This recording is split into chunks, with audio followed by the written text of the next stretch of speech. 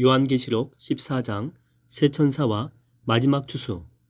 일곱째 천사가 나팔을 불었지만 일곱째 나팔 재앙은 아직 집행되고 있지 않다. 대신 사파적 광경이 묘사된다. 여자와 붉은 용 12장, 두 짐승 13장의 사파가 묘사되었다. 요한계시록에는 모두 7개의 사파가 등장하는데 이제 6번째 사파가 등장한다. 이른바 구원받을 자와 심판받을 자 14장에 나오죠. 이를 묘사하고 있는 사파다. 앞선 2장 12에서 13장입니다. 이곳에서 사도 요한은 두 사파, 여자와 붉은 용과 두 짐승이죠. 이를 통해서 교회 및 성도들에 대한 사탄은 붉은 용, 옛뱀이죠.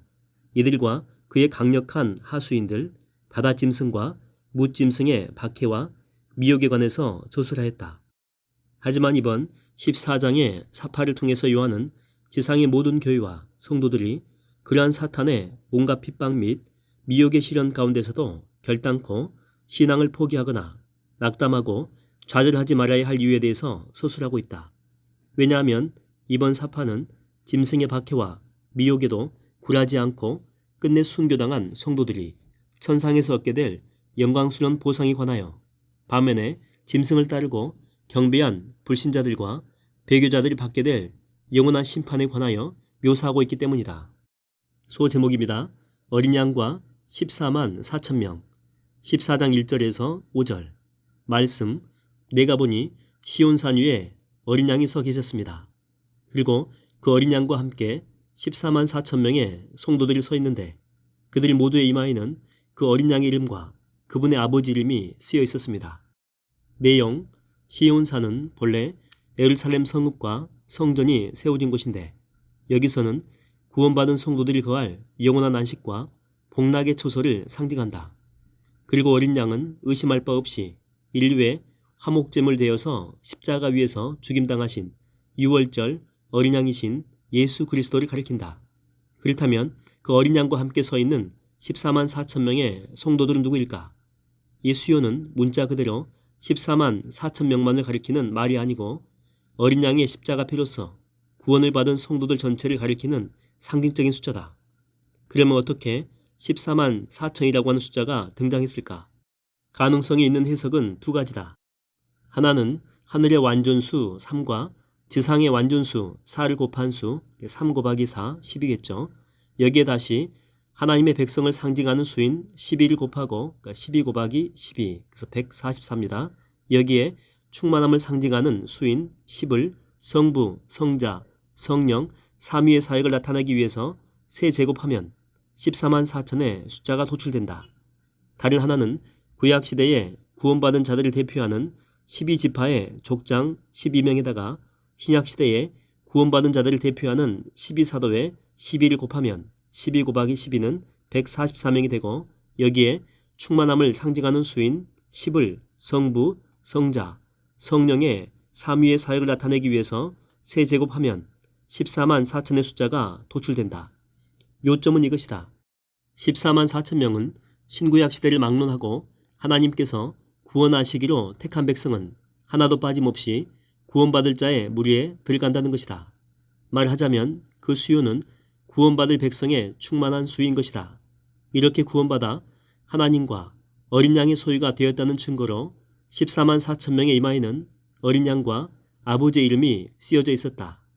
말씀, 그때 나는 많은 물이 떨어지는 폭포소리 같기도 하고 또 큰 천둥소리 같은 우렁찬 음성이 하늘에서 들려오는 것을 들었습니다. 내가 들은 그 하늘 음성은 마치 검은 고에 맞추어 부리는 노랫소리와 같았습니다. 어린 양과 함께 서 있는 시온산 위의 거대한 무리는 하나님의 보좌 앞과 네 생물 및 24 장로 앞에서 새 노래를 부르고 있었는데 그 노래는 땅에서 구원받은 14만 4천 명의 성도 외에는 아무도 배울 수가 없었습니다. 내용, 폭포소리, 천둥소리, 검은고 가락은 구원받은 14만 4천 명의 무리가 천상의 하나님 보좌와 네 생물과 24 장로 앞에서 부르는 찬양소리다. 폭포소리는 찬양의 웅장함을, 천둥소리는 승리의 기쁨과 환희를, 그리고 검은고 가락은 찬양의 아름다운 화음을 나타낸다. 그런데 그들은 이 땅 위에서 구원받은 성도들 외에는 아무도 배울 수 없는 새 노래로 찬양했다. 여기서 새 노래란 특별한 행사를 위해서 새로 작곡된 노래도 아니고 맨 처음으로 부르는 노래도 아니다. 이 노래는 날마다 새로운 하나님의 사랑과 구원을 새롭게 된 마음과 감동으로 부르는 감사와 기쁨의 노래이다. 말씀, 그들 14만 4천 명의 성도들은 여자들과 더불어 자기 몸을 더럽힌 일이 없는 자들로서 어린 양께 대하여 신앙의 정절을 지킨 사람들입니다. 그들은 어린 양이 가는 곳마다 따라다녔습니다. 또 그들은 하나님과 어린 양에게 바쳐진 첫 열매들로서 곧 무사람들 가운데서 구원함을 받은 사람들입니다. 그들은 흠 잡을 데가 없는 사람들로서 그들의 입에서는 아무런 거짓도 찾을 수 없었습니다. 내용, 구원받은 성도들이 어떠한 자들인지 구체적으로 묘사되었다. 무엇보다 그들은 우상 숭배 같은 영적 음행을 저지르지 않고 신앙의 정절을 지킴으로써 그리스도의 성결한 신부가 되기에 합당한 자들이었다. 끝까지 주님께 충성한 자들이고 타락한 세상에 악습을 쫓지 않고 자신을 성별하여 주님께 첫 열매로 드린 자들이며 죄악의 오염에 물들지 않고 거짓 없이 진실한 삶을 살아간 자들이었다. 소 제목입니다. 새 천사가 전하는 말 14장 6절에서 13절 말씀. 또 나는 다른 한 천사가 공중에 날아가고 있는 것을 보았습니다. 그 천사는 땅 위에 살고 있는 사람들, 곧 모든 민족과 나라와 언어와 백성에게 전파할 영원한 복음을 가지고 가는 중이었습니다. 그 천사는 날아가면서 큰 소리로 외치기를 너희는 하나님을 경외하고 그분께 영광을 돌려라. 그분께서 심판을 베푸실 때가 이르렀다. 하늘과 땅과 바다와 모든 물들의 근원을 만드신 하나님께 경배를 드려라 하였습니다. 내용, 천상의 시온산 위에 어린 양과 함께 서 있는 14만 4천 명의 무리를 본 뒤에 요한은 첫 번째 천사가 만국 백성들에게 전파할 영원한 복음을 가지고 공중에 날아가고 있는 환상을 보았다. 여기 영원한 복음은 영원한 하늘나라에서 전하는 복음 또는 결단코 변경됨 없이 영원토록 지속될 복음이란 뜻이다. 그 영원한 복음의 내용은 심판주이시며 창조주이신 하나님께 경배와 영광을 돌리라는 것이었다. 바로 이것이 모든 인생의 가장 근본된 목적이며 본분이다. 말씀. 그때 또 내가 들으니 두 번째 천사가 앞에 그 천사를 뒤따라가며 큰 소리로 외치기를 무너졌다.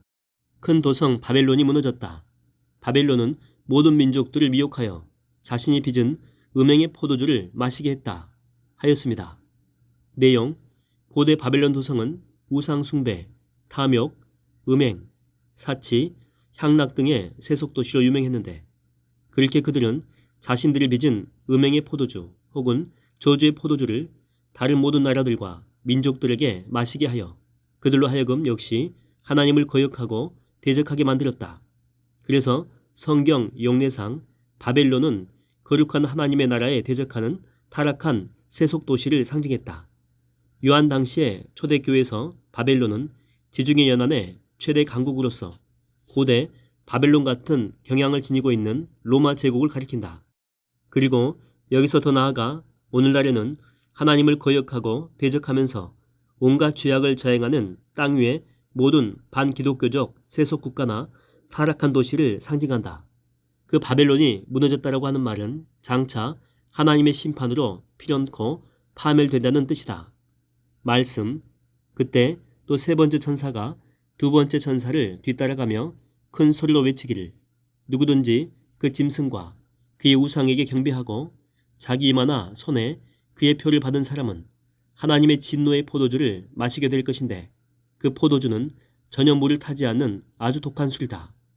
또 그들은 거룩한 천사들과 어린 양이 보는 앞에서 활발 타고 있는 유황불로 고통을 받게 될 것이다.